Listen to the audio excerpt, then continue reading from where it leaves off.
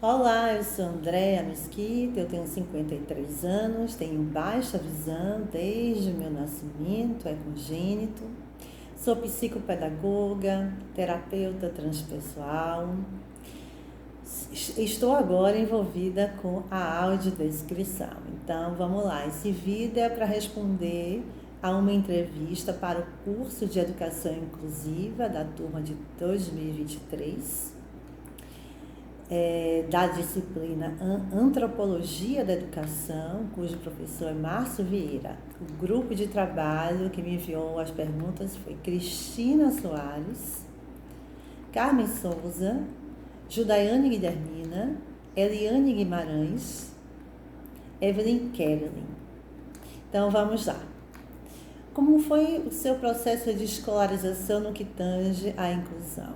Então, a minha educação infantil, o Funde 1, o Funde 2, o ensino médio, eu considero que foi assim uma série de adaptações para que eu pudesse me integrar à escola.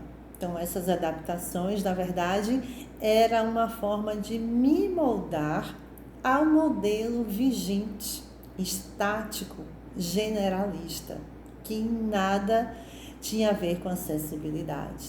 Então, claro, eu tenho 53 anos, né? Então, isso há muitos anos atrás não era muito falado, né? Sobre a inclusão, sobre como fazer esse processo de inclusão. Então, eu contava com a boa vontade dos professores, da direção, dos coordenadores. Eu sou do tempo do mimeógrafo, então eles sempre me davam aquelas provas mais escuras, né? Com mais contraste, para poder enxergar melhor. Sempre eu ficava perto de uma janela, onde a incidência da luz era mais fácil para eu enxergar. Enfim, era uma questão de, entre aspas, prestar um favor àquela criança, àquele adolescente, àquela pessoa com deficiência. Quero ressaltar que eu fui descobrir que eu era uma pessoa com deficiência há cerca de 6, 7 anos atrás. Até então, essa denominação pessoa com deficiência não fazia parte do meu universo, nem a minha família me sinalizou quanto a isso, muito menos a escola. Então, quando eu me descobri sendo, né, uma pessoa com deficiência, eu brinco assim, que eu sou parte da sigla PCD, né, isso abriu portas, porque pessoa com deficiência tem direitos e deveres. Então, naquele tempo, a educação era totalmente adaptativa e nada inclusiva. Posteriormente, depois que eu entrei na faculdade, fiz minhas especializações, eu fui, né, ainda não tão de forma incisiva, mas eu fui requerendo alguns direitos, negociando e tive algumas inclusões assim significativas da forma de realização de provas, de ter acessibilidade ao prédio e por aí vai. Bom, a segunda questão. Como era o seu relacionamento com os colegas e professores? Eu acho que eu falei um pouquinho, né? Então, inclusão, não havia, era muito essa coisa do assistencialismo, né? Do favor. Eu cheguei a sofrer bullying, sim, na escola, porque eu não me sentia pertencente. E a escola não se deu conta disso e os colegas me achavam meio estranha, né? Porque, assim, quando a gente tem uma deficiência, por exemplo, visual, no meu caso, e não age como tal, as pessoas não entendem o que a gente tem. Né? Então, eu não usava bengala, eu não participava, por exemplo, da educação física como todo mundo, né? Eu tinha ajuda na prova de desenho, o professor não considerava o desenho em si, mas os passos que eu conseguia fazer, que isso foi uma coisa boa, mas que de alguma forma eu me sentia segregada e as pessoas também me viam dessa forma. Então não houve nenhum movimento, né, de inclusão, mas eu não posso dizer que foi de todo ruim. Eu acho que eu encontrei muitas ajudas, mas pelo coração mesmo, por empatia, né, digamos assim, das pessoas. 3. Como você analisa as políticas públicas voltadas para as pessoas com deficiência, né? Eu acho que tem muitas políticas, sim, acho que tem muitas normas, ainda insuficientes, mas estamos avançando nesse caminho, né?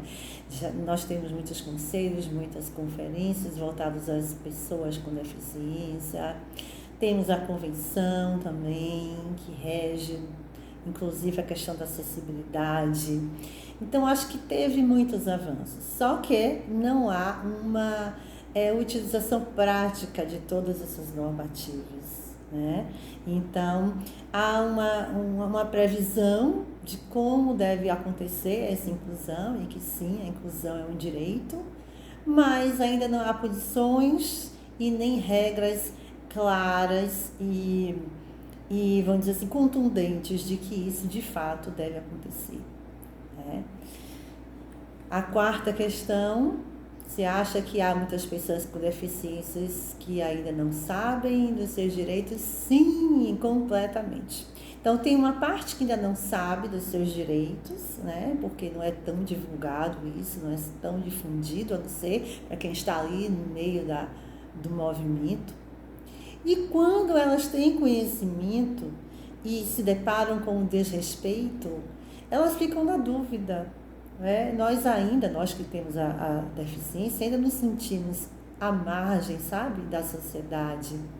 E é por isso que, quando eu estou no meio do movimento, eu sempre digo para as pessoas: vamos estar juntos. É preciso que as pessoas com deficiência saiam juntas, que elas estejam juntas, não em escolas e instituições específicas, mas na sociedade, nos vários segmentos, nas atividades culturais também, que agora está muito em voga isso, ampliou-se bastante a questão da acessibilidade na cultura. Então, assim, quanto mais pessoas reclamarem, quanto mais pessoas se apresentarem no mundo, elas vão ser vistas e valorizadas e validadas. E não apenas rotuladas por sua deficiência. E a última pergunta: que orientação você daria para um educador que se depara com uma criança com deficiência? Acho que vale para criança, para adolescente, para adulto, né? Vale para educador, para professor, para todos que lidam com a educação. Bom, para apimentar um pouquinho essa história, eu acho que a família deveria ser o primeiro movimento socializador e educativo dessa criança com deficiência. Que a partir da família, a partir de como essa família vai se colocar, ela vai requerer da escola essa postura inclusiva. Chegando à escola, a escola deve primeiramente olhar essa criança, essa pessoa, esse adolescente, para além da sua deficiência, né? Que não é uma limitação, mas uma condição, uma forma diferente de ser e agir no mundo, uma forma diferente de compreender, e perguntar: qual é a sua necessidade? Porque o que eu vejo também são muitas práticas inclusivas, generalistas, que não se aplicam a todas as pessoas e em todos os casos. Então, isso é uma espécie de capacitismo, né? Achar que todo mundo funciona da mesma forma, tem a mesma limitação e precisa da mesma coisa. Então, acho que isso, na verdade, não deveria nem ser uma questão de lei, de direito, de justiça, mas uma questão de humanidade, né? Existem vários tipos de pessoas, inclusive pessoas diabéticas, pessoas gordas, pessoas negras, pessoas brancas e pessoas com deficiência. Inclusive agora a gente está vendo aí esse movimento dos cordões de girassol, que chama atenção para as deficiências ocultas ou invisíveis, que são essas várias condições que não são visíveis, não são de pronto visíveis, né? Como ansiedade generalizada, autismo, TDAH, dislexia, doenças reumáticas. Então, eu acho muito interessante esse olhar mais ampliado sobre a deficiência, que agora está incluindo essas doenças ocultas, né? Então, é isso. Ver além da pessoa, ver além da deficiência que a pessoa apresenta e passar a ver a pessoa simplesmente como pessoa. Gratidão.